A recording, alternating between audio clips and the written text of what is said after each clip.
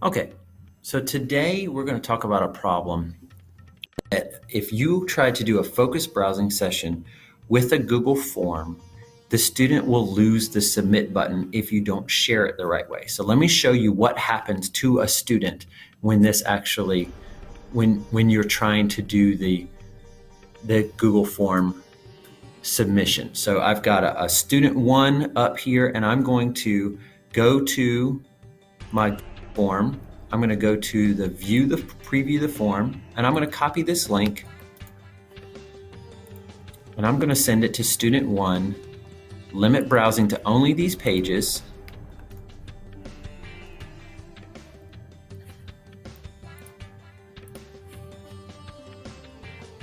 I'm going to send it to student one.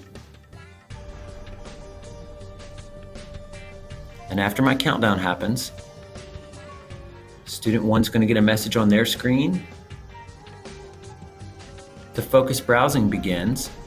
And when the student one tries to click any of the answers, you'll see when they click the next button, it says focused browsing is active, and it blocks the URL, and they can't go to submit the form. They can't get any further.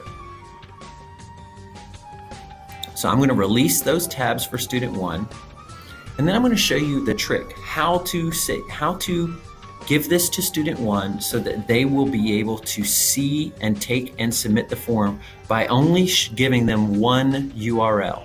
So I'm going to go back to my form here. I'm going to go to preview the form, and then as the teacher, I'm going to begin to take my quiz. I'm just going to click on a button. I'm going to click next, and I want you to notice right up here, the URL is going to change from /viewform to /form response. I, as a teacher, want to copy this URL now. So I'm going to copy that URL. I'm going to go back over to my focused browsing session. I'm going to limit browsing to only these pages. Paste that in. I'm going to send this back to student one, and I'm going to open the tab. After my 5-second countdown, it's going to send a message to student one. And student one, when they start the focused browsing session, you're going to see that the URL is okay. It does say view form, but now when a student clicks on an answer and clicks the next button or clicks the submit button, you're going to see that the student can then fully fill out the form and submit the form. And you have only had to do focused browsing with one URL. Now if the student has a chance to submit another response, they can, but if they want to go anywhere else,